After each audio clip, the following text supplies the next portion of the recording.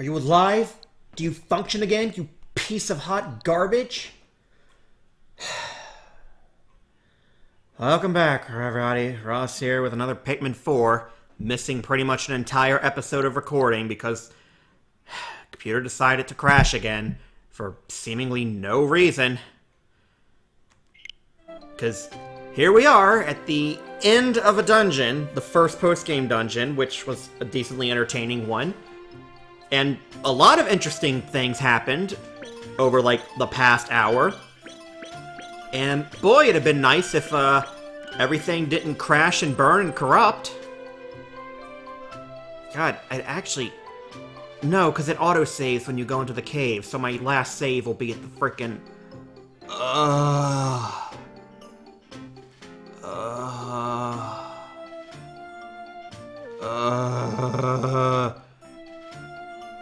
We got more cards. I had to find more for a passcode to open up another safe.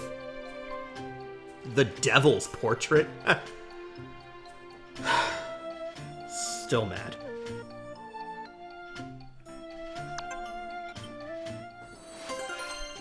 But Dream Home, 100% complete. Woo.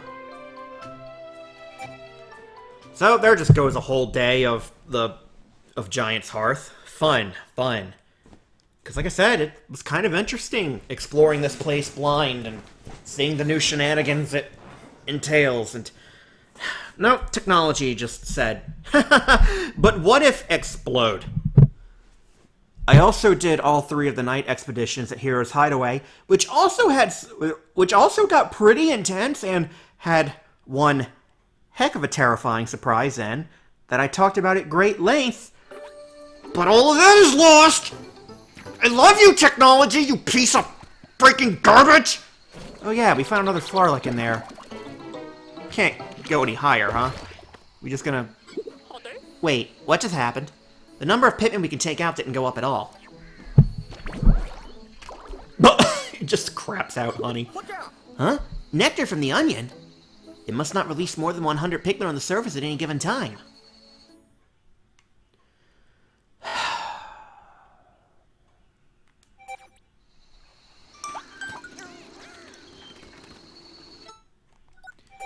Okay.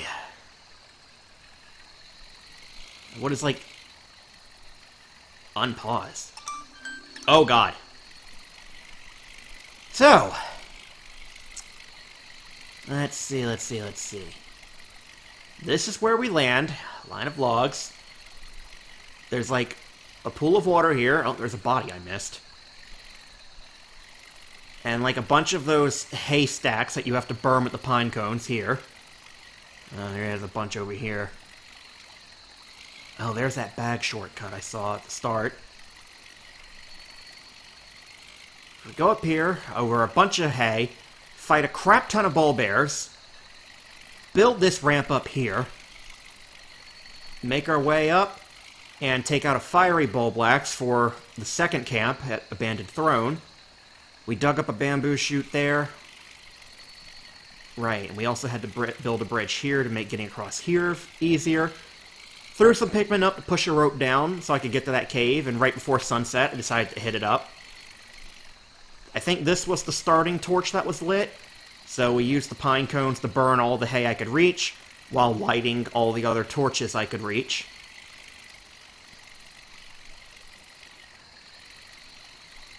And then we had the banana on this lawn chair that we grabbed while fighting some giant grubs that appeared. We pulled that down to make this path open. Okay, so there's a faucet over here. Oh, a leafling over here, so a Dandori challenge. And we built this ramp to getting access to this cave. And that's pretty much everything I've explored. So, next, we got a small little tank of water here, another damn spider. Been fighting those since I've got here. There they are. So yeah, Louie's now with Moss, and they've taken the veterinarian that we need. The a-hole. So let's see, another build bear here, torch there, crystal wall to break down with the rocks. So much more hay to burn. Ramp to build. More Flarlick. A kebab. Another leaf. So another Dandori challenge. Yeah, there's a lot here. It's bit... Emperor Bulblax. There is so much to do here. I mean, there's a lot to do in every map, but... This is post-game, so it's gonna...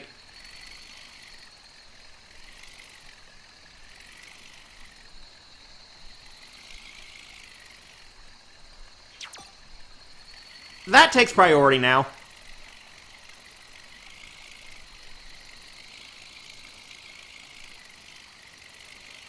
Should I mark him Louis' spot as well? Huh, I can't mark these idiots. Weird. Huh. So will this drain the water if I press it? So yeah, that's, Oh yeah, and I had several monsters that popped out of the ground, like the giant grubs here, scared the bejesus out of me. I actually jumped, might have yelled a little bit. And, yeah, we unblocked that drain, which drained this little pool over here. And then I tried to look across, I'm like, okay. So I wonder if I can just float with Ochi and throw Pikmin to push that box so I can get up. And then a giant crawfish monster popped out of there, and that one scared the ever-loving shit out of me. Like, yeah, you can see the hole, but, like, no, that thing was massive!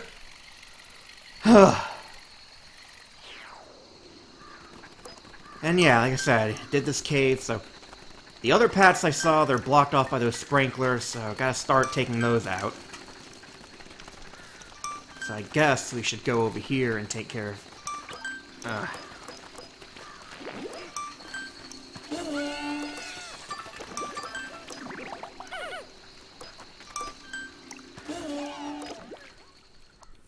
I'm guessing that nectar won't be there tomorrow. Are you still okay, computer? You seem to be. God, I wish I could afford better equipment. If this game didn't have all the auto-saving, I would have honestly reset and did everything again. But it just wouldn't be the same, you know? It wouldn't be, like, legitimate blind reactions. God, such a shame! Like, so much interesting crap popped up over this past hour, and I got legitimately scared by this game multiple times in that hour. So Water Wraith isn't the only nightmare returning from a previous game. I'll go into that in a bit. For now, we have Don Bergman. The bedtime series complete. The birdie bed. Come on. Yeah, let's just fast forward.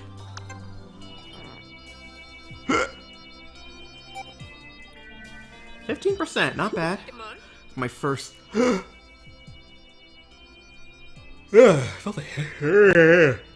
Body, please. If the computer ain't breaking, my body is. How's that Kopite doing? The one we just rescued. We deactivated the forced sleep mode on his spacesuit. The doctor's with them now. Okay, then I'll save my questions about Nell for tomorrow. Yeah, so we found Dawn. Not Nell, but hope maybe he can help us find her.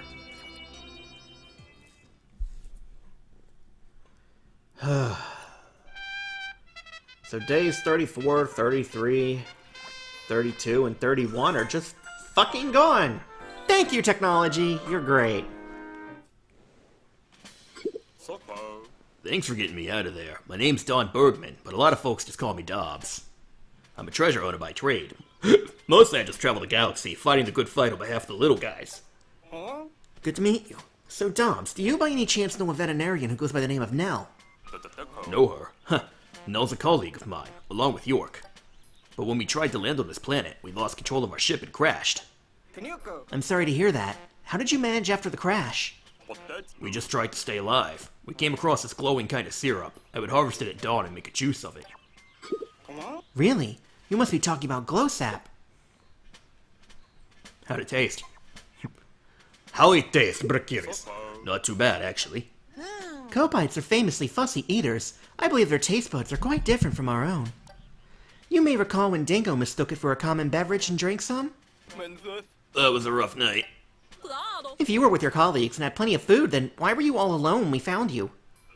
Well, one day, someone just popped out of nowhere and stole our juice. The three of us ran after him. Oh, god damn it. This is just Pikmin 3 repeating, but in the past.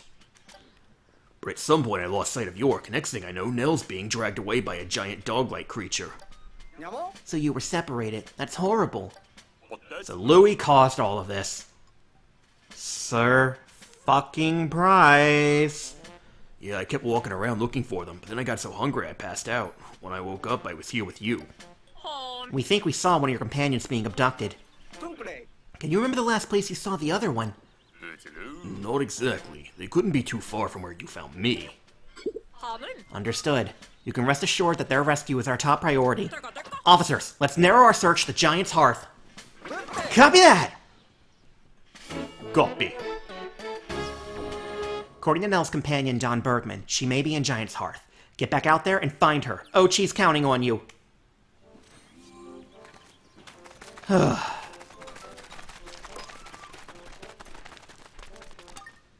Give me my free stuff.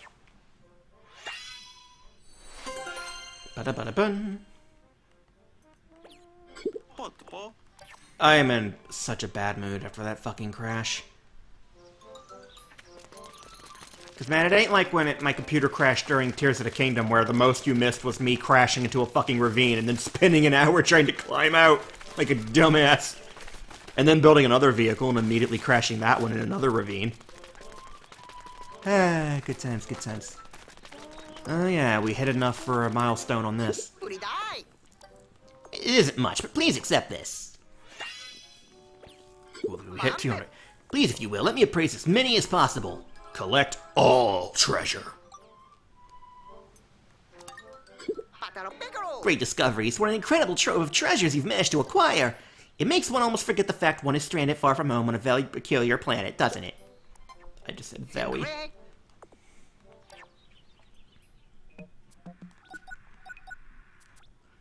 The jiggle.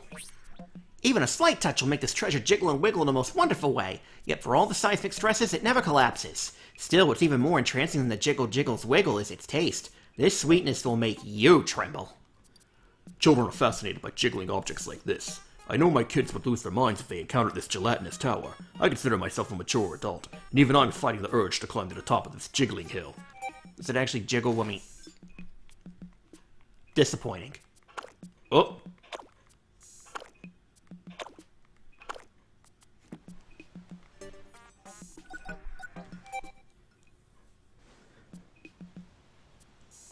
God, I want to eat all of it.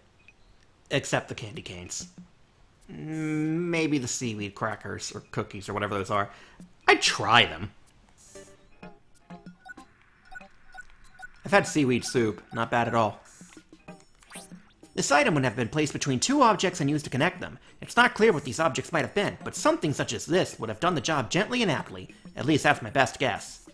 This one time when I was a kid, my parents had a big fight and refused to speak to each other. I went back and forth, mediating until the argument was resolved. I'd like to say it was for the sake of their love, but I was just tired of waiting for dinner. Feed me, you fucks. The sweet flavor of the sunseed berry has been condensed and placed into this bottle for safekeeping. So clever, so delicious. But imagine the squabble that breaks out every time this jar is opened. Something this yummy would be the envy of everyone at the table. This scent is dangerously sweet and brings to mind concentrated memories of my wife's adorable smile. But one can't subsist on sweetness alone. You also need solid qualities like trust and patience. Having those is like a big hearty breakfast for the soul. Oh, that all looks good too.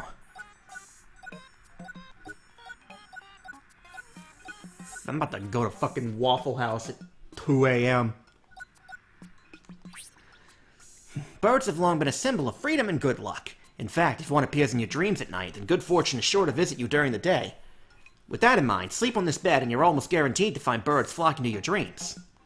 Research has shown that sound waves created by a chirping bird are naturally comforting and induce sleep. Now, I don't have any strong preferences when it comes to bedding, but if this one makes me feel like I'm sleeping on the forest floor, it could be worth a try. Bedtime.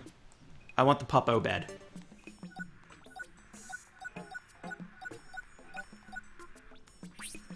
Passenger cars like this aren't fancy, and yet there's something elegant about taking a ride in one. You simply recline in your seat and stare out the window as someone ferries you to where you need to go. This kind of leisure has dignity about it, no? As a student, I once took a local train, a really slow one, on a journey to wherever I was going. I was the only passenger. The unchanging scenery stretched on and on. I felt like I was the only person in the world. Sounds a lot like space travel. Huh. Captivation? Ew. This color, so charming. Anyone who lays eyes upon it finds their mood improved. Needless to say, it's the go-to hue for painting cheeks and lips when one's in the mood to captivate. Would it work as well if I painted it on my arms? Perhaps I'll try. An attractive color, similar to that of the winged Pikmin that were found in its vicinity. It mystifies me how such helpless creatures have survived for so long. Their bright color makes it so easy for a predator to spot them. Needless to say, I find them to be particularly fascinating. Blast shield. Even the blast in the past... Why did I say that? Even just making shit up now. Even the blast from a rocket leaving a planet can't penetrate this shield. Its protective powers are so robust that after years of use by a battle-worn soldier, there's but one small scratch on the surface. A fine piece of vintage armor to be sure. First time I rode in a spaceship, I was a student working part-time for an interspace transportation company. The excitement I felt during that first launch was unforgettable. The iconic rocket, engraved on the shield, reminds me of that moment. I might need more water. Because the bottles I've been drinking since, the previous last fucking episode. I'm so fucking mad right now. Maybe I should just quit for the night. Ugh. This object rotates with tremendous force if spun along its center axis. Just as its name implies, its design was inspired by the rotational structure of space. Much like with space, you're forced to ask yourself, where and when does it all end? The movement of the universe always seems slow to me. I am fucking up every word, but it's a matter of perspective. Maybe the movement of this object is now a higher power. It's how a higher power perceives it. Fuck! We are all so small in the grand scheme. I get dizzy thinking about the epic scale of space. Or is it just the space spinner? Devil's portrait. What an unsettling portrait. Just look at that devilish face. Not to mention that clown-like get-up and that odd grin. What is he up to? No good, I say. No, there's nothing more unnerving than when someone smiles at you and you aren't sure why. Does true evil really exist? I can't say for sure, but I've seen a smile like this before.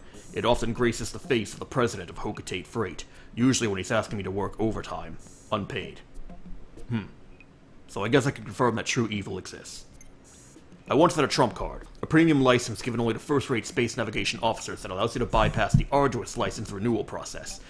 But I'm sure I lost that qualification with this recent accident.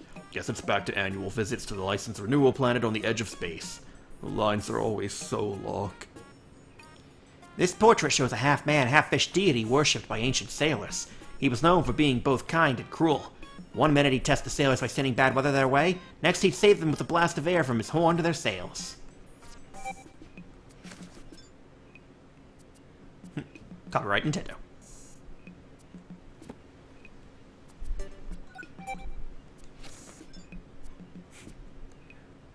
I was like, clown? Yep, it's the devil. Not today, Satan. So yeah, the passcode for Louis' stash was 652. Looking at all these symbols all lined up, I feel my heart beat quicken, and yes, I feel this rush of warmth that must be love. This kind of love says, cherish all things, love yourself, love your enemies, love everything. It's a tall order, but I will try. If my travels through space and my time spent observing various life forms have taught me anything, it's that love can take many forms. Some creatures get the nutrition they need to grow their eggs by eating their mates. But that's an extreme example. The love I feel for my family and the passion I have for my work are so very important to me. But so is money. Love and passion are all well and good, but you can't appreciate any of it if you go hungry. And you'll go hungry in this universe without money. My mind wanders to dark places when I look at these symbols. All I see are gemstones, and ill-gotten gemstones at that. Perhaps they're stolen jewels, confiscated by police, and laid out like this as evidence. The stink of crime is in the air. I don't know what it is about these symbols that puts me at ease, but they do. Might be a good idea to hang this sheet up at the workplace when the stress starts kicking in. Of course, without stress, how would I get my work done? Quite the conundrum, no? In my line of work, it's crucial to stay on top of your to-do list. When things are busy, it's easy to get sloppy and let things slide, but that's when consistency matters most. There's nothing like that rush of joyful relief you feel when crossing off a task. The nuggets are on this card series. Found 355 out of God knows.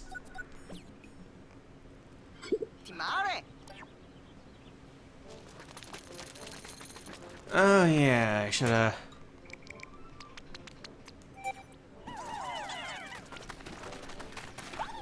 Get some new lads. Cash in our freebie pellets.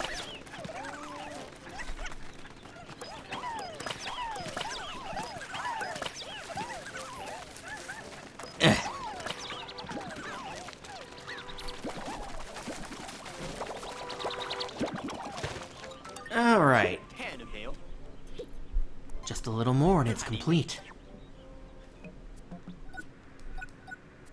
So yeah, Mama Sheer Grub. Do they not just grow into these?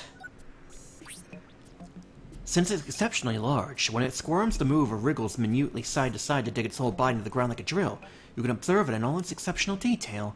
The way it moves is quite enchanting to watch. If only we could super-duper size all creatures like this. The Mama Sheer Grub will typically molt when it reaches maturity, then dig itself to the ground to prepare for egg-laying. However, certain types, like this specimen, exhibit neoteny and retain the appearance of a juvenile of the species. Interesting. Right, these fuckers. I lost a few Pikmin to one. It has an agreeable personality, and as long as a meal doesn't get caught in its web, it will sit there, curled up into a cuddly ball in waiting. You'll have to throw some food or even use yourself as bait if you wish to see it moving. What a leisurely method of hunting. The spider-like creature has distinctive yellow stripes on its black carapace. It spins webs in high-traffic areas and waits for prey to blunder into them. Unlike its relative in the Arachno-Orb and Dweevil families, it's ambisexual and has 8 legs. Some theorize that its genandry is meant to aid in reproduction, though of course it cannot reproduce on its own. There's another theory that the species is in fact 2 organisms of opposing gender stuck together, but since no one has ever found a 4-legged single-sex specimen, this remains speculative. Spider says Transroids. The Mammoth Snoot Whacker. Pretty much the boss of the dungeon I just did. If you get close, it will whip its trunk around and around, then smash it on the ground. It might be a chance for an exciting jump rope workout. If you try throwing a bomb at it, it will use that dexterous trunk to shoot it right back at you. Those are some nose skills that can impress any athlete. The long nose on the specimen is neither bone nor cartilage, but is made up entirely of muscle and can be flexibly curved and extended. Its tough hide consists of densely layered collagen lattices that cover almost its entire body, leaving only the regular skin on the belly exposed. The fully developed trunk is large and quite heavy, so the mammoth snoot whacker usually rolls it inward to carry it closer to its center of gravity. But, if its territory is invaded, it will extend that trunk and flail it around, even using it to strike a perceived enemy. Just like a juvenile snoot whacker, their nose comprises a disproportional amount of their body weight, resulting in poor balance. If attacked from behind or the side, even an adult of the species is easily knocked over. We had to freaking hit it twice with Ochi's Rush to knock it over and attack its belly.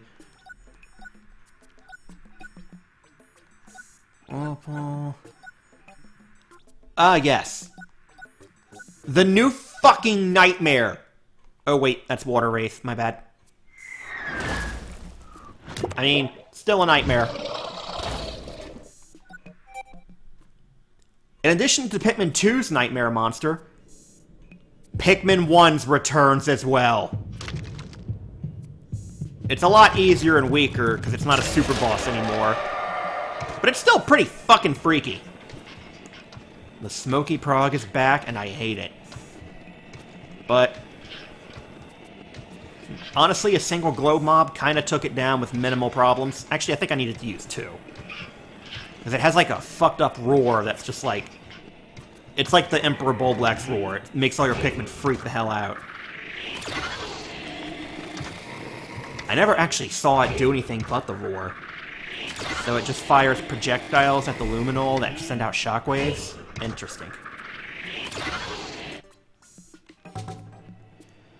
So I'm gonna guess the fog is still death.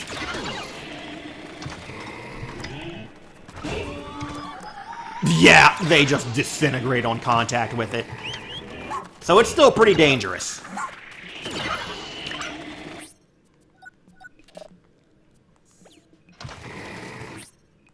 Wow, I can't call for more glow Pikmin.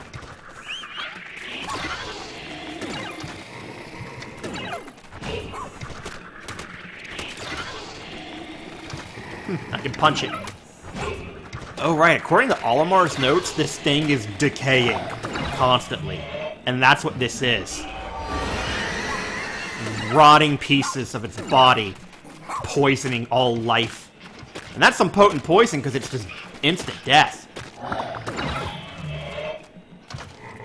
I don't like its new mouth. Its new butthole mouth. Alright, that's enough of that demon. Let's talk to the new guy. Hey, the name's Don Bergman. I'm just here fighting the good fight on behalf of the little guys. Oh, we've already met, haven't we? Sorry about that.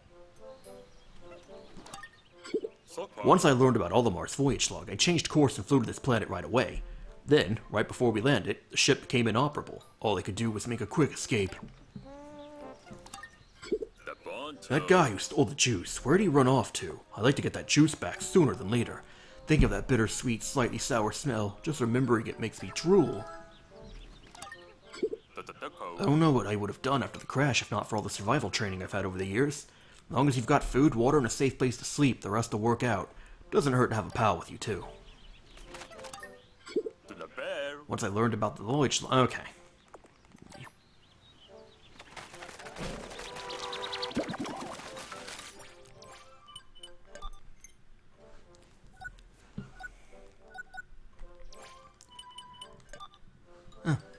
Beyond the sky itself, there lies a beautiful blue planet. These words have been passed down from captain to captain, calling to each of us. I can't imagine what sort of place this blue planet might be, but it's said to be home to even more dogs and folks than we have here. One day I hope to fly beyond the sky and into space. Maris the 7th. Oh yeah, we have a fucking voyage log from Louis as well.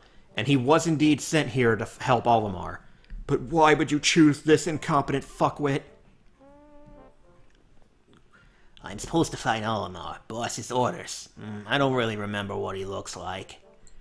Got sick of Nana's cookies, so I tried eating some of the creatures around here. They're pretty yummy. If you don't hurry up and eat these, they turn hard in the ground. As soon as I spot one, I dig it up and grill it. Mostly been focusing on snacks today. Guess I'll just make up something when I report to the boss. I see a lot of places to mess around down here. Wouldn't be a bad place to live. I hid all my snacks in a box, but forgot the code I need to open it. You bastard. So, that's the current mission. Hunt down Louis and beat his ass. Because he took Nell.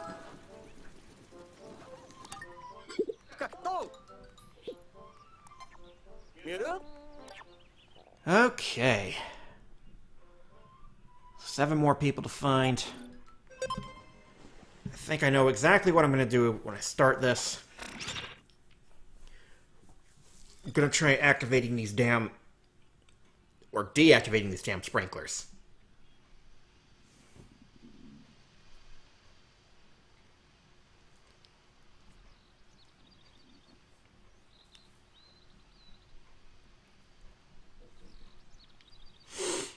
Ugh.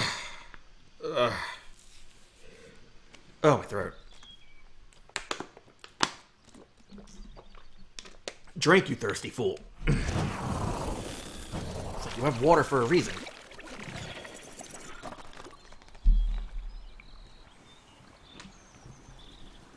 Okay. 5:12. You're catching up. What was Louis doing here?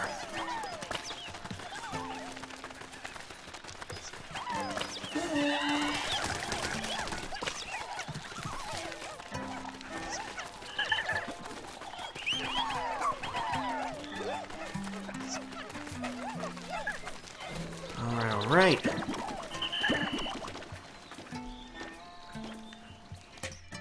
So, with all this water hazard, gonna bring out the blues.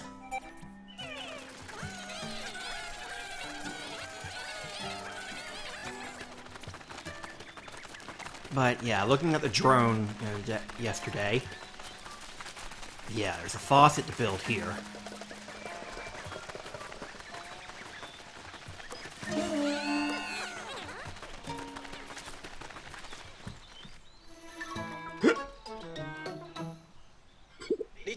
Look, a leafling!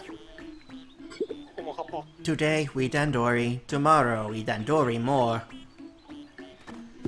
God, I sucked ass at the last dandori challenge. I'm a little intimidated now.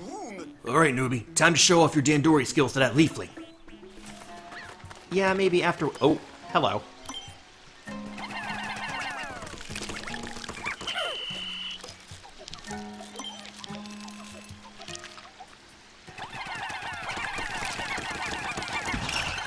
Get his ass.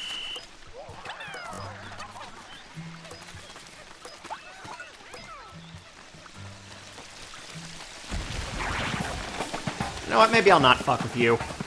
Oh yeah, I didn't read its entry. Kinda forgot. Alright.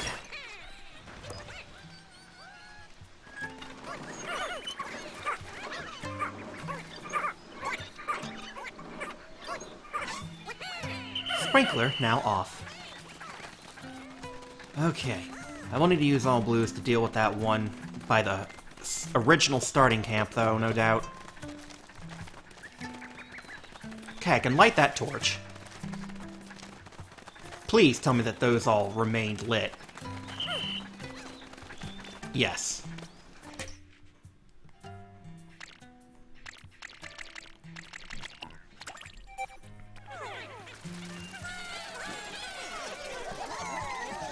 Okie dokes.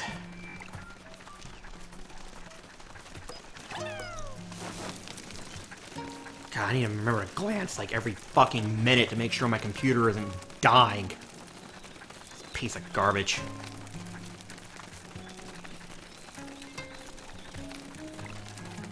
Alright, and light. Oh, right. You found that, yeah, there's a rock onion. Right, I want to be prioritizing that.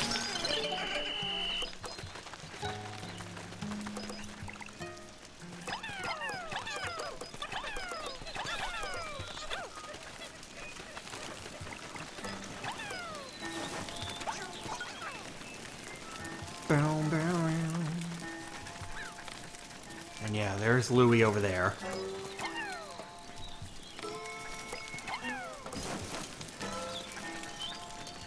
Ah! Here's a new camp.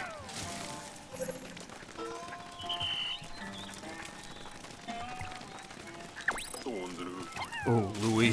What am I going to do with him? I say kill.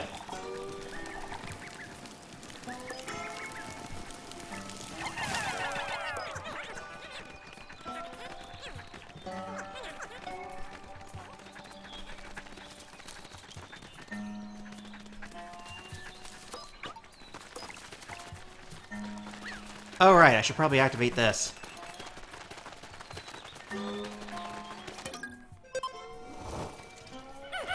From the central flame.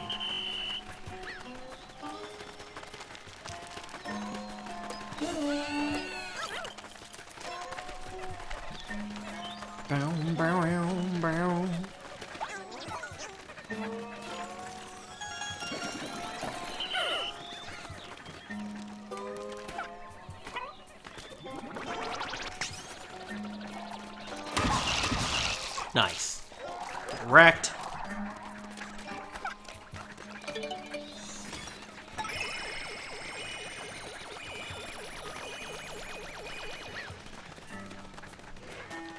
Okay, reinforced wall.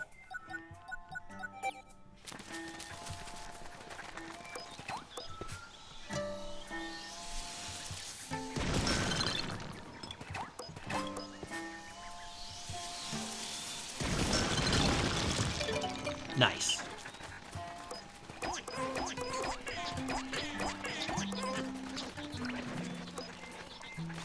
Oh, are we gonna be able to get it without... Or are we gonna have to deal with this Emperor first? Huh? Did a Pikmin just meet its end?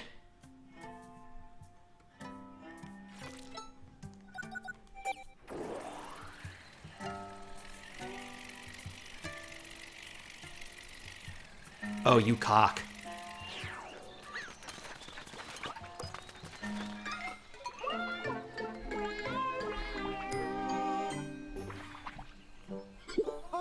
Oh, are we sure this is even an onion? It's kind of rock-colored.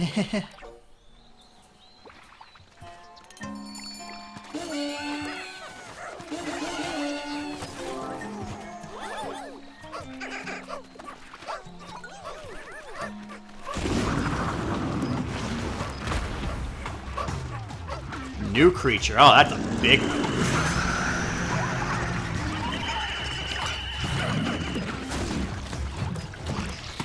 Yeah, we're just gonna, fuck off.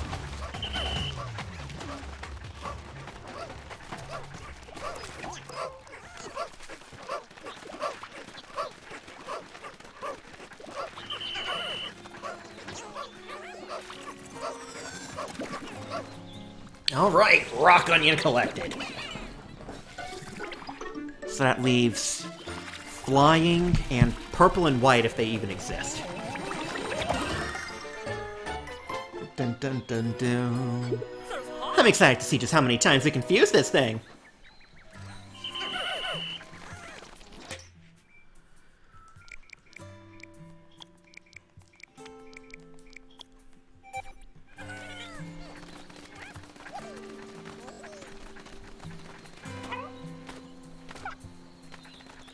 Alright. There's a path here. Another dweevil there. Okay. They completed that. Bum, bum, dum. Ochi can't come. Back to base, lad. I think this is some kind of hearth. How big were the creatures that used it?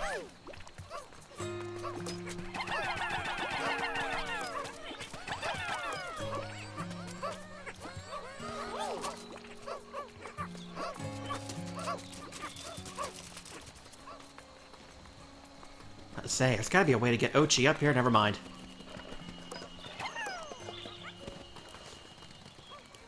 Ooh.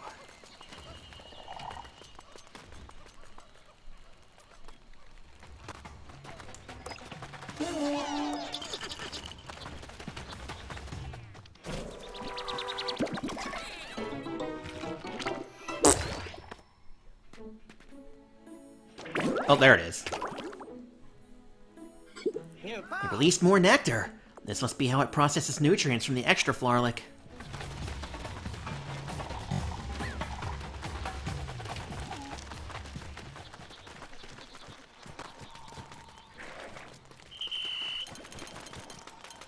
Yeah, I'm gonna need you to stop your shit.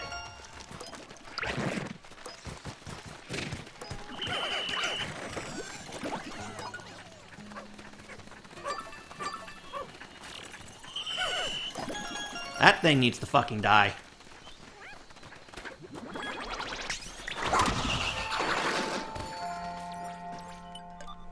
So yeah, now I'm gonna putting all of your thing into rock. Fuck you!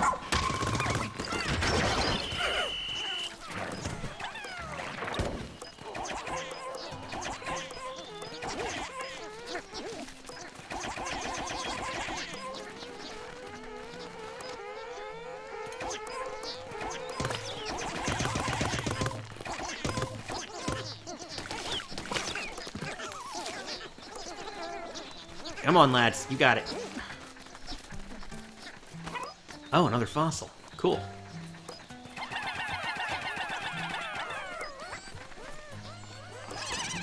Ah!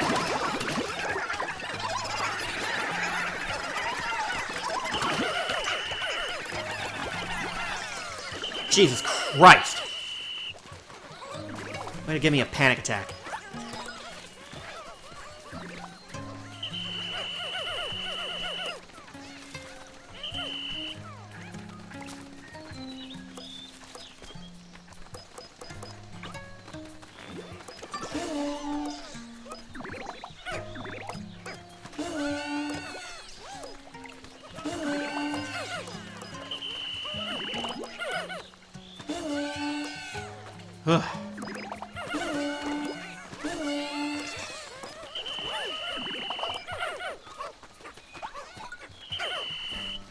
Okay, come on, lads. Now everybody's freaking the fuck out. Why can't I get back up here?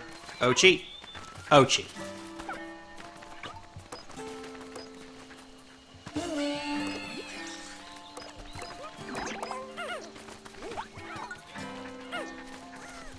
Ugh.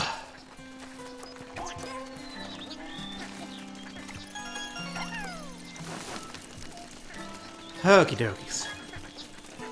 What did I just say?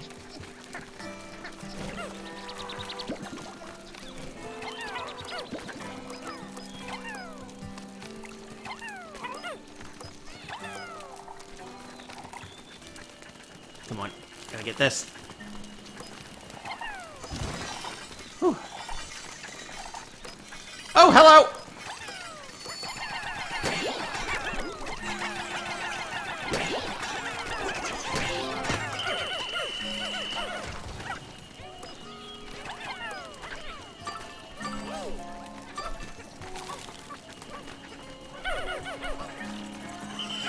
Jesus! Damn it. Damn it, game! Fucking auto-targeting. Oh, you, get over here. You, also get over here. Bunch of fucking slackers everywhere.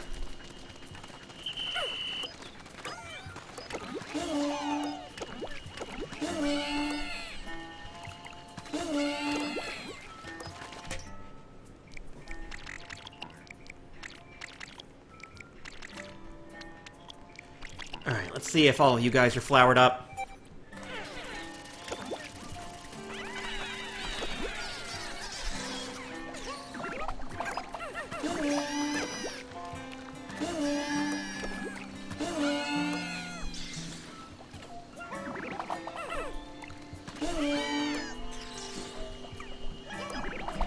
Well, they are now. Good.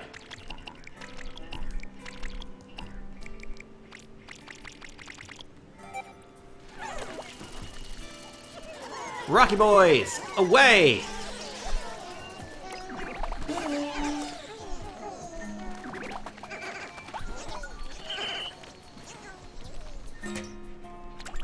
All right.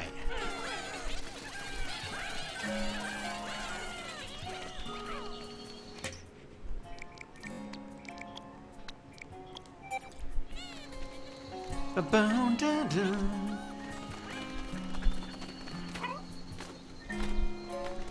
Still with me, you piece of shit. Okay.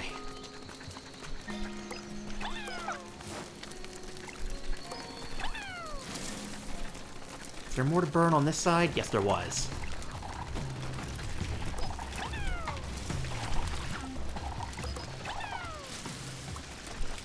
Aha. Neat.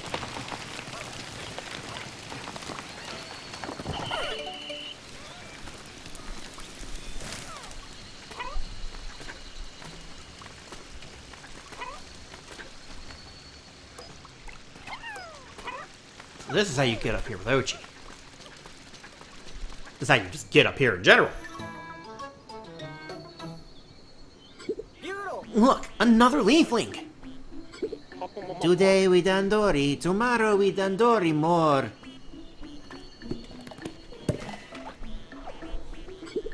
Wow, how many castaways have been turned into leaflings? Never mind, we need to rescue them. Alright. Once that sword gets turned in. Huh. Hurry up, little dude.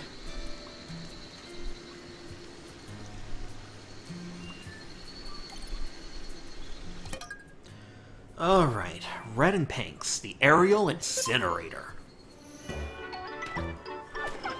That last Dandori challenge was pretty tough. And we got two more here. Ugh. Winged Pikmin aren't affected by the walkways. To use them to transport the nuggets. When it looks like it's impossible, you can have Dingo help you. He offers it after one failure. Increase Pikmin, do not lose them. This is basic, Dandori. Do you know basics? Show me. I'll f***ing show you, lad.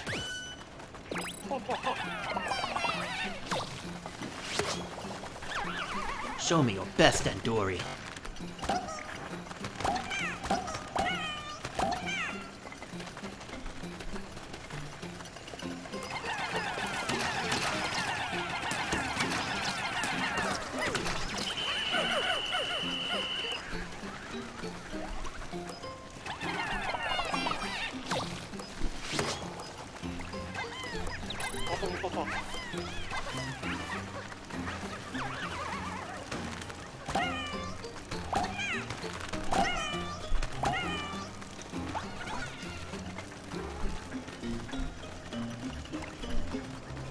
Come on. Fuck you! Get fucked! Yeah! Wrecked!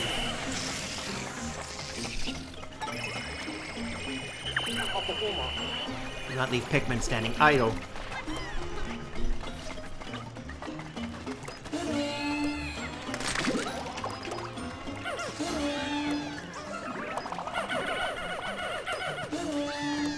Yeah, prioritize giving the flying ones flowers.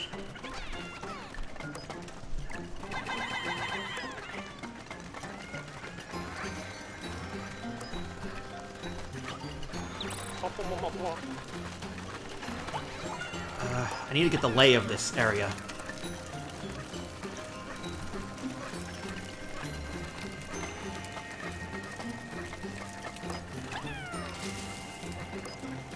Don't mind me.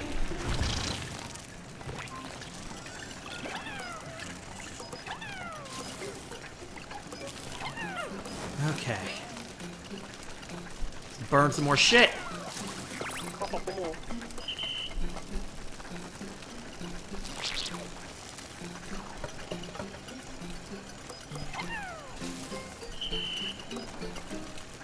Is there any more torches to light? No. Whoops. Okay. Come on, you little bastard.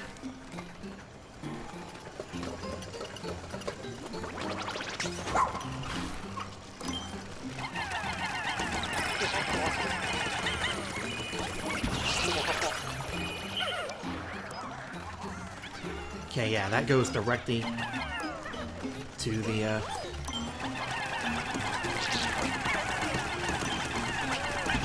Fuck you, fuck you, fuck you, fuck you, fuck you, fuck you!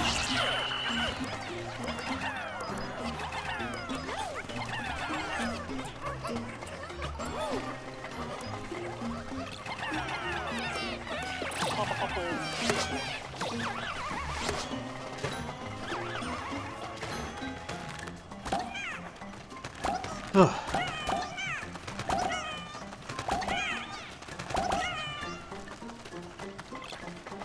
Okay.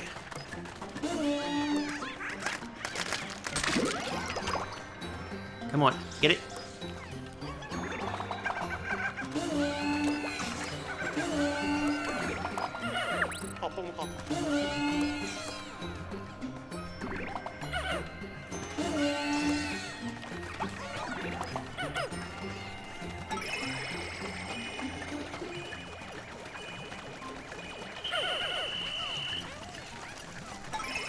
You know what?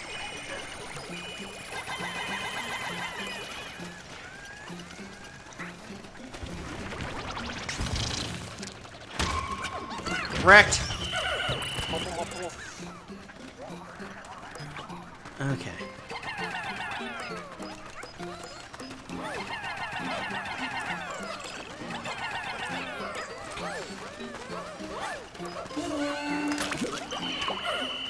Whoops.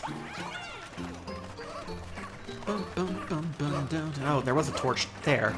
Could have lit.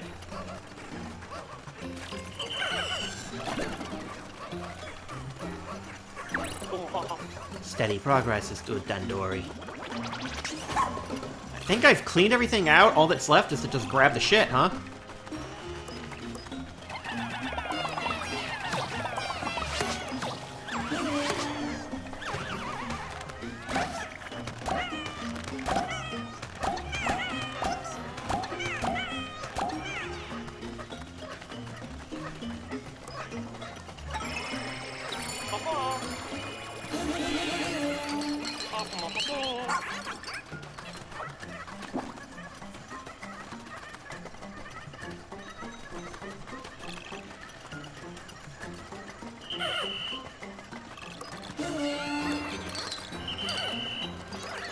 Okay.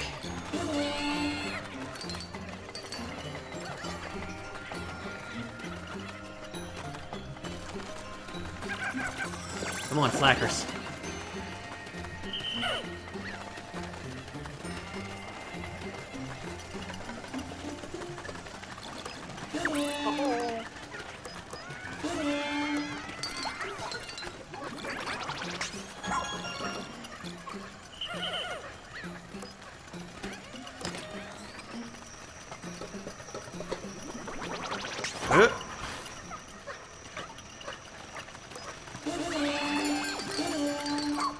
Oh, this is gonna be another hard one to get a high rank on. Oh boy.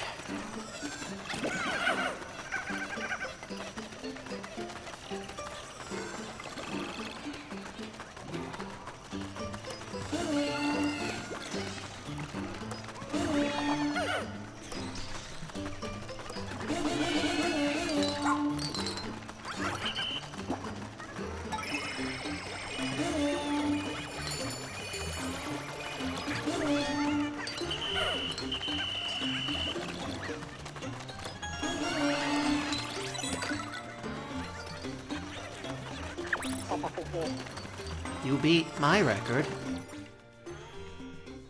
Oh, and there's another pile of nuggets here. Jesus Christ.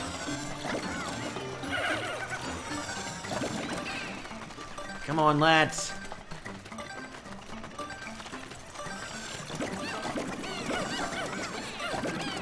Oh, come on! Y'all could have gotten silver. Fuck. Ugh, brutal. The nuggets all I had left? Yes. Alright, that one's gonna take some practice. Jesus. Come on, just give me the silver. Your Dandori is too good. I could never beat. As promised, reward 30 pieces material.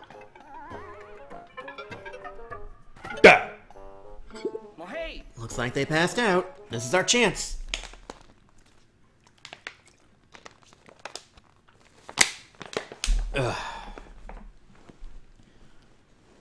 Okay, things are going smoothly. This is a good day. We're having a good run here. Still a little upset about the crash. Okay, more than a little. Stop thinking about it. Just, you can't change the past, damn it.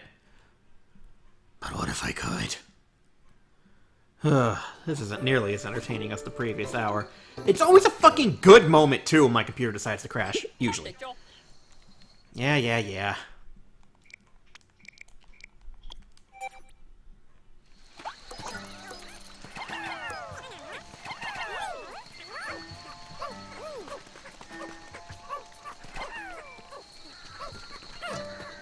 Come on. Why do they struggle so hard to help in this game? Oh, hello, random pellet. I guess I'll take this.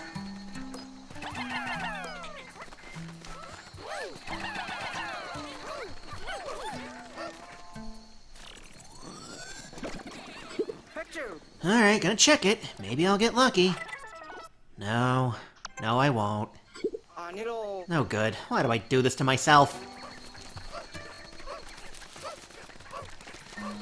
Alright, let's hurry up. Maybe we can make it before sundown counter starts.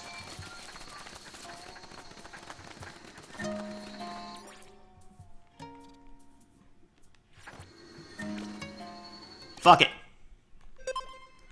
Screw the red pellet.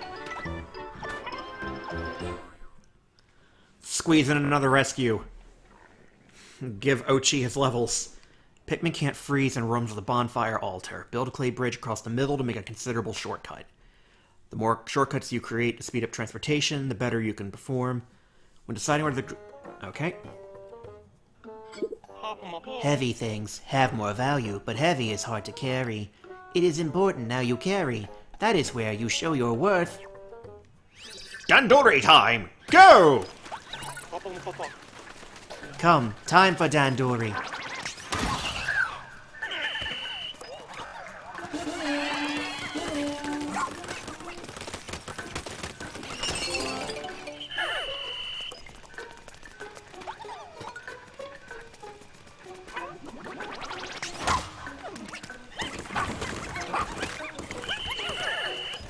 Whew!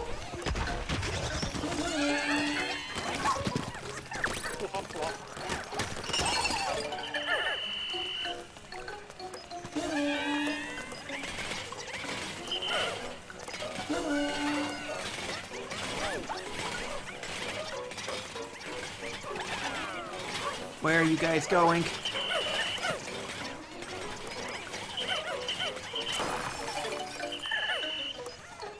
Yeah, okay. Focus on clearing up all the pats first.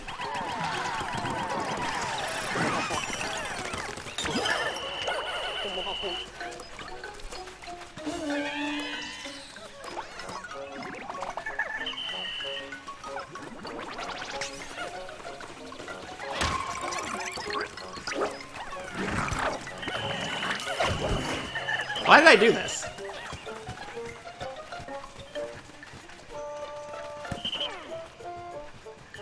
No, Reds, go away. Fuck. Come on. Scatter.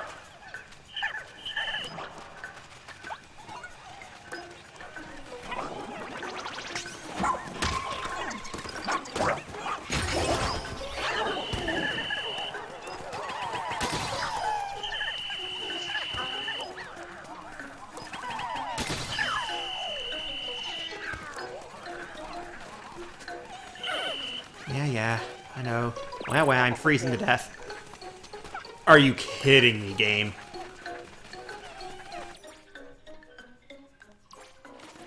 Excuse!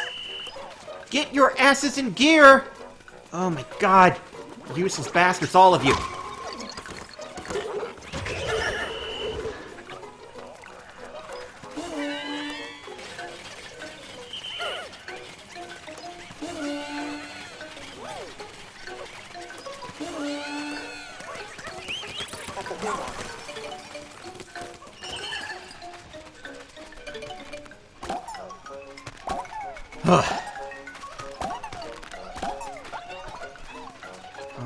Alright.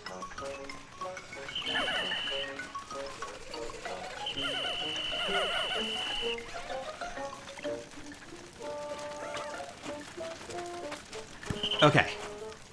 I'll take the ice. Oh, gee. No. Damn it. Game. Okay.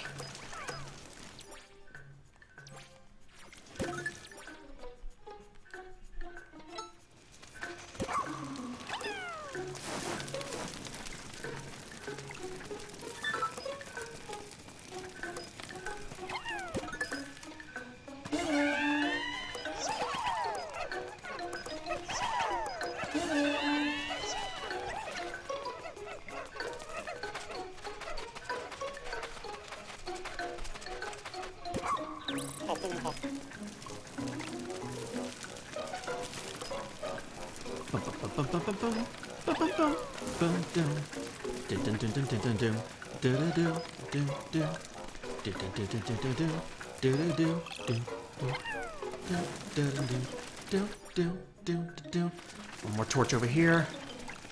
Let's get it nice and toasty in this shithole.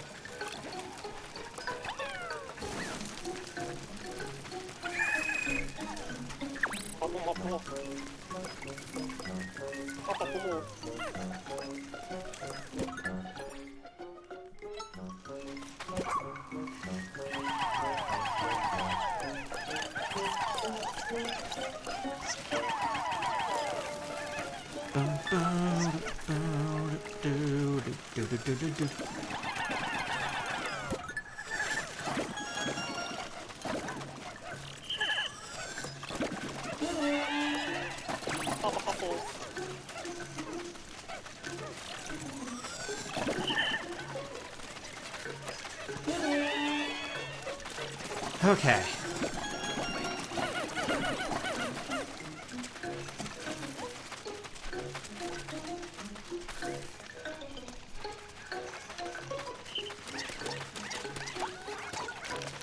I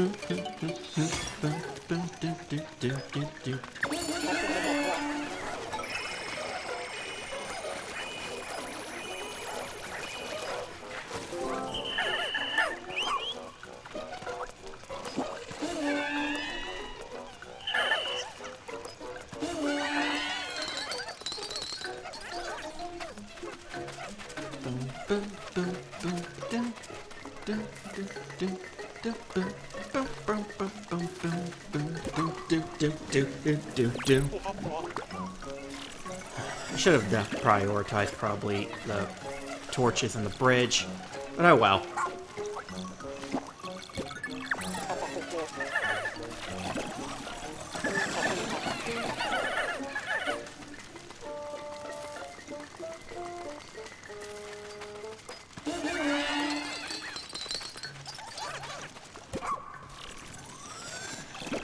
Come on, lads, we can do this.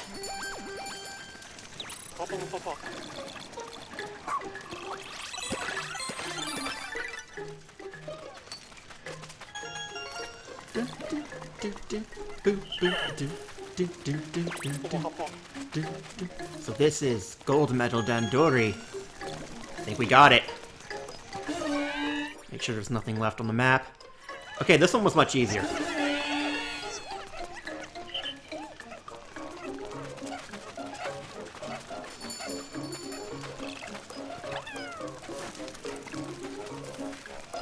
Fire!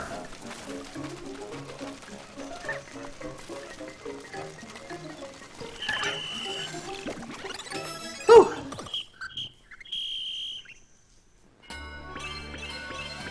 Perfect!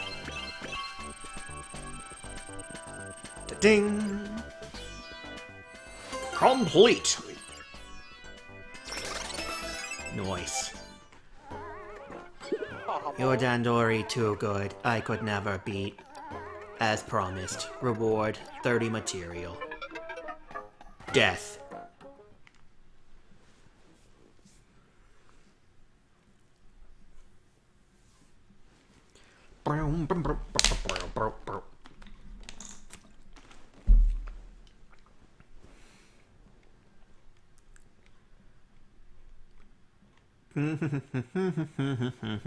Can I even get him back in time? That's the question now.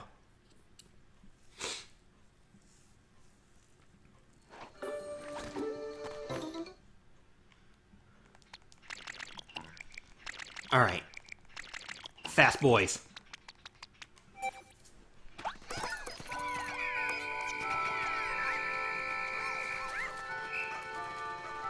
I forgot about that spider.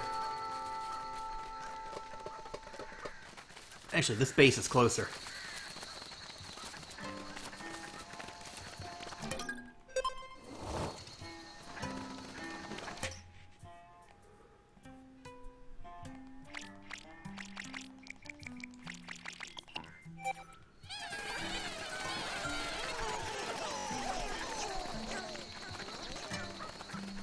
All right.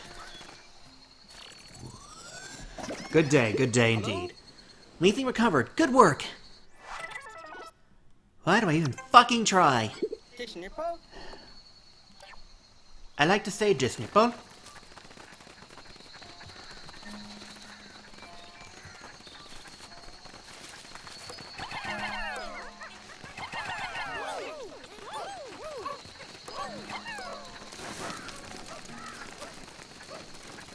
We can light another torch.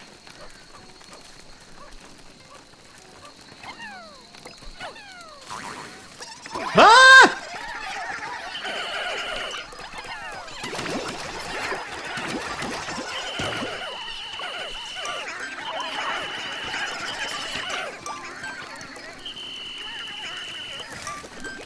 Is everybody good? Fuck!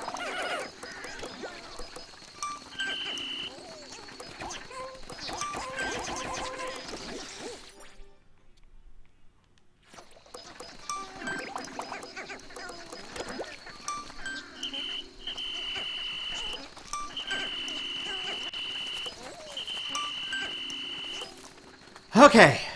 Phew. bodies won't be there tomorrow, though, will they? Oh, damn. Man, Louie and Moss are going to turn Nell, and I'm going to have to do another night expedition to save her, but I'm still handling those pretty well. Hell, the first one of the 3 in Heroes Hideaway was the one that gave me the most trouble, honestly. That one was the most panic-inducing. Everything else was pretty simple. Well, minus the Smoky Prog. Which, actually, nah, he was pretty simple, too. Once the fear wore off. Fear never wears off.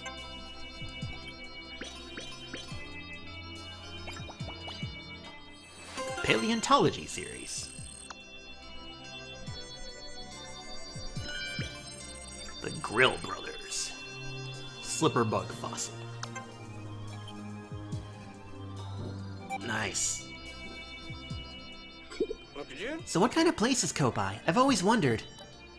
From what I've heard, the population on that planet is skyrocketing, and if it continues at the current pace, they'll soon find themselves in a food crisis.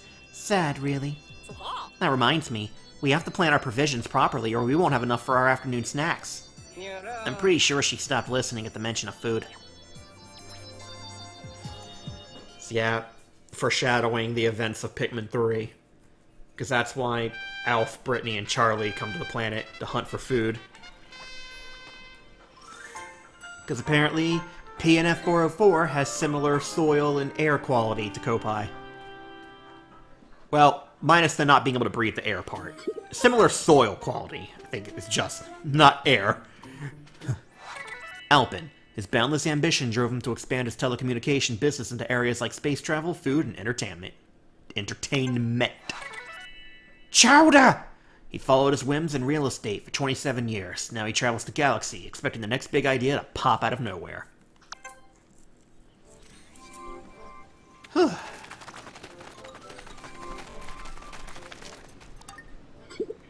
Making some good progress. Reward. Give to moi. Like your pace, keep it up. Now for all leaflings. We're almost at the end.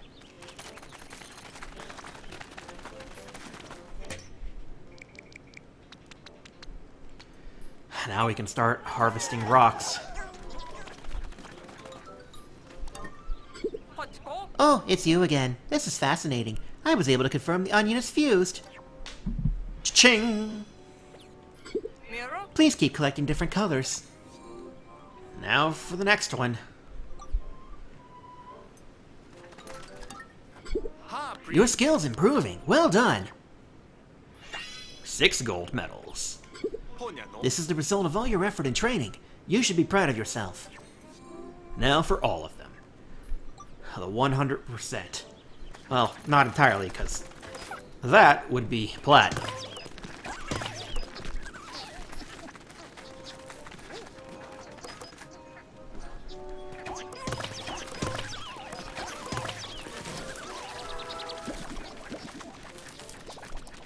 Come on. Yeah.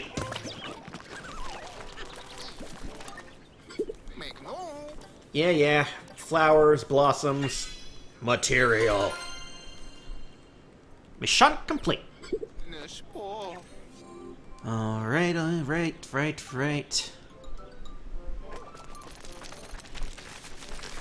So who are the new guys?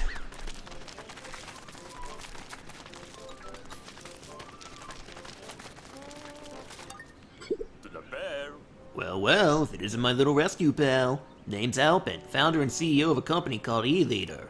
But seriously, you're a real hero. I've got nothing but gratitude. Yes, indeed, it's an honor to be rescued by an up-and-coming hero such as yourself. And yet, I see that Mr. Fox, the fellow I traveled here with, is yet to be found. I do worry about Mr. Fox, but I'm almost certain he'll be just fine. He's sharp, that one. That's what makes him such a good investor. Mr. Fox is very shrewd about where he puts his money. He's built up a nice little fortune, almost as nice as mine. It'd be a real loss for the universe if we don't get him back, so please, do make sure you rescue him. Mr. Fox likes his coffee sweet. Very sweet, in fact. I often make coffee for him, you know. 1 cup of coffee plus 2 spoonfuls of milk plus 3 sugar cubes. That's how he likes his coffee. God, milk and sugar sounds like me, man. I do worry about him, but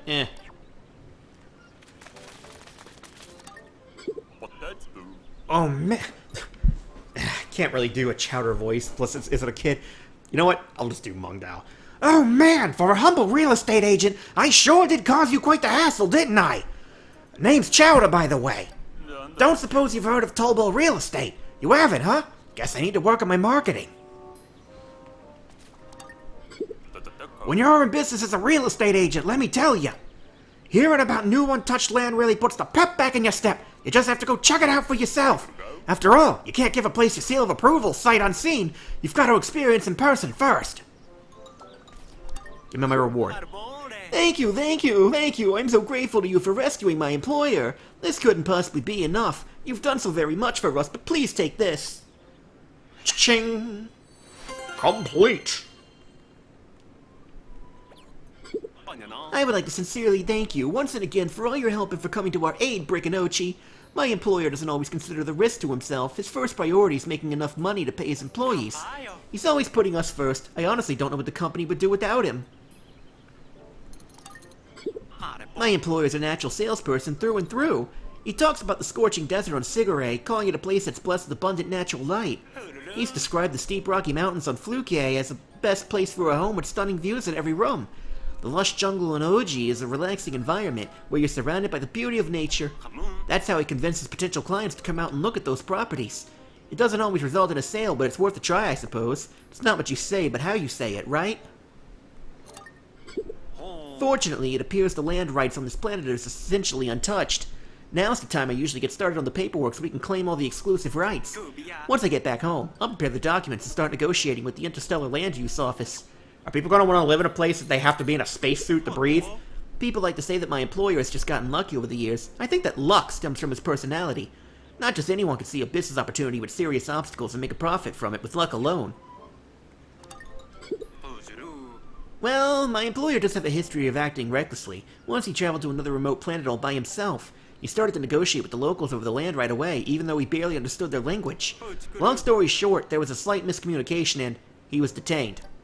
Ever since that happened, I've had to accompany him on all his scouting trips. He has a slightly unpredictable approach to work. He'll go for a site visit day or night, any day of the week. I always have to be in attendance too, so I've had the chance to see all sorts of things on all kinds of planets. I have nothing but gratitude for him and all the experiences this work has provided. I'm so relieved that he's been found safe. He's, not the type to avoid danger at all costs. Even if he were attacked by a fearsome creature, he would never stand down. I've always admired that about him. He threw hands at Moss. I'm alive and well thanks to you. My whole life's been a series of things working out, like those houses on Mayama. I thought I got conned into buying those old houses, and the TV reports a boom in the old house market across space. And just look at what happened this time. Not only was I saved by you, but you're also investigating the land I came to see. Man, I had this dream of becoming the #1 real estate agent in the whole universe. Be it day or night, weekend or holiday, I'd still call in my employees. It didn't occur to me to be an issue since I was working too. I got so caught up in doing it for the dream that I ended up letting down everyone who worked for me. In spite of everything, my very talented secretary, Kays, keeps on singing my praises. Haven't a clue why. Not that I mind or anything. I've already sorted out plots for the Sun-Speckled Terrace. I think it will be the perfect place to start selling from.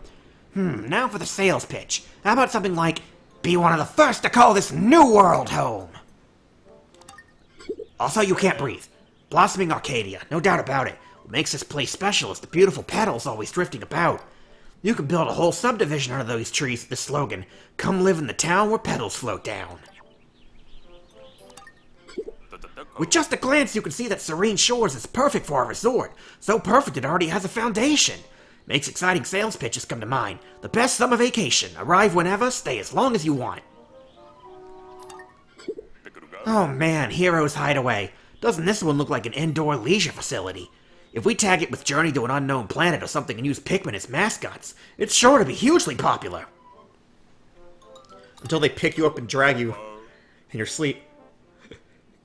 Giant's Hearth already has live coals and a stove. You see it too, right? It's the perfect campground. A magical blaze, a refreshing fountain, and a reverberating wild howl. Return to nature. No wandering at night.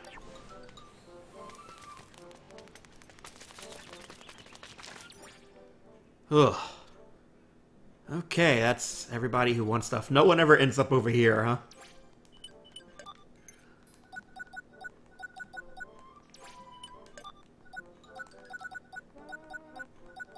It's like, bro, we have Louis' thing right here. What do you mean y'all didn't That was something they said when we first arrived at Giant's Hearth and confronted Louis and Moss. They're like, we don't recognize him from the list of missing people. It's like, the fuck you don't? The stories Alamar told were always boring, but he never got too angry when I messed up. Still drawing a blank on his face. Saw some sort of Alamar shape. It was pretty shaggy and seemed happy enough. I'll leave it alone for now. I'd like to ride that green dog thing it had with it. The man is not all there. He has checked the fuck out. Alright, let's check our new shit, and then we'll call it. And I am taking a damn break. Ugh. I'm still a bit upsetty. What was it I even got? Alright, the kebab. The Four Grill Brothers. This dish was inspired by the legend of the Four Grill Brothers. Two brothers felt only meat was fit for a grill. The others believed only veggies belonged. A sword fight erupted among them. They nearly skewered each other, but ended up creating this skewer instead. I can tell they'd give me tons of power and stamina. I'm not athletic, but if I ate this whole thing, I'm sure I could work for 3 days straight without a wink of sleep. Now that I think about it, I don't want the president to hear about this and get any ideas. Fuck that guy. Motherfucker. Alright, fossils. Clearly this is a fossil of a slipper bug. These creatures lived in ancient times and always traveled in pairs. Quite often one would get separated from the other, and no amount of searching would reunite them. Wait, am I thinking about rail slippers? Discovered along a mountain stream, its shape reminds me of a type of footwear used when moving through shallow waters. Perhaps this creature mimicked the shoe prints of this planet's inhabitants as a way to hide in plain sight and steal their food.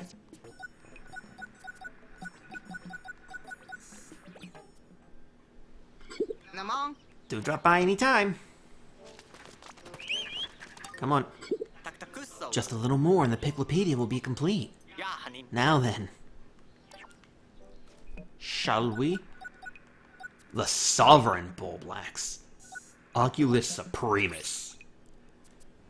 The value of a living creature as within its ecosystem has no relation at all to how big or small it is. That being said, this massive mountain of a critter is truly majestic. Not only does it have the courage and means to lay waste to any opponent, it also has a roar that can make the boldest travelers start to tremble in their spacesuit. An Emperor Bulblax of extremely advanced age, it will no longer display the pack behavior commonly exhibited by younger members of its species. Instead, as an individual ages, it leaves the herd and exhibits more solitary behaviors. It feeds by using its strongly developed legs to leap upon and crush its prey with speed disproportionate to its massive body. To determine the age of any given specimen, you can count the rings of hide calcified in the form of a carapace. One ring forms roughly every year the creature lives. Individuals with over 100 age rings have been discovered so far. The Sovereign Bulblax's back is often covered in moss and pteridophytes. On a few occasions, specimens have been found with a rare species of mushroom called bulbarel growing on its back. Is this, like, supposed to be the one that that you fight at the end of Pikmin 1? Because, yeah, like, Emperor Bulblaxes, they're not in 3, huh? But they are in 2, but they're, like, these smaller, and they're not honestly that tough. And they're, like I said, they're much smaller. But this guy is the final boss of Pikmin 1, and he's fucking massive!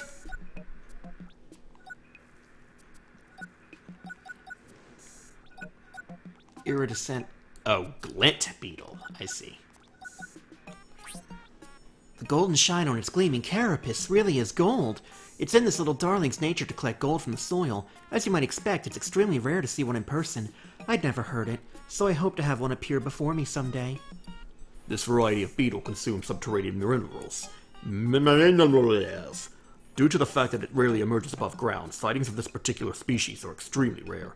While minerals are this beast's primary source of food, the beetle itself does not have the ability to digest these minerals.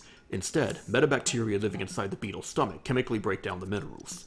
The resulting purified metal is discharged, but rare metals such as gold and platinum crystallize into the iridescent glint beetle's shell, resulting in the beautiful laminated shimmer.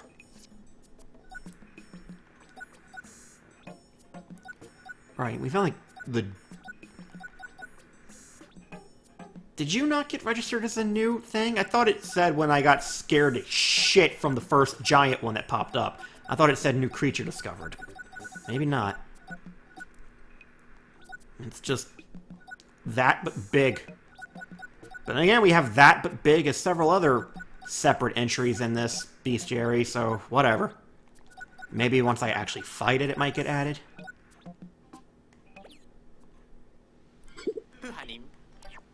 Okay, and that does it for a mildly frustrating episode of Pikmin 4. I'm sorry about the fucking lost footage, but there isn't really shit I can do about it. Technology just fucking breaks for no damn reason sometimes. This will be helpful for when roars make things panic.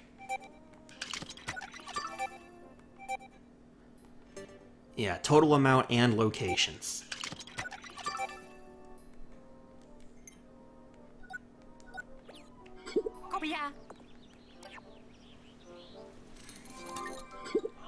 I was worried I might get tired of creating new gear, but seeing you in action continues to inspire me. And that's saying something coming from me. I usually reserve my compliments for the feats of empirical thought itself. The plucking whistle. Oh, I think I know what that is. That's also from Pikmin 2. Our discussion just gave me a brilliant idea. Collect some more raw material and I'd be happy to turn it into a reality.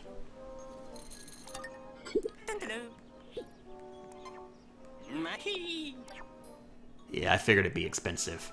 Do not waste your time and effort plucking Pikmin one by one. One blow on this will pluck them all at once. Yep. That's a handy piece of kit. Cash in these 5 points. Chumpy boy. He hits fucking hard now. I want to give him... Maybe I should just max out Dig. Because I only plan to give him 1 point in heal. But with max health and defense, it's really... And Scrummy Bones, it's not too big of a deal. Fuck it. Dig speed up. And that'll help with getting Dandori Platinums.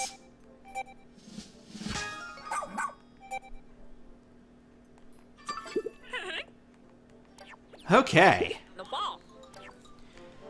Now that does it for this episode of Pikmin 4. So, until next time everybody, you will have a great evening and take care of yourselves. Good night.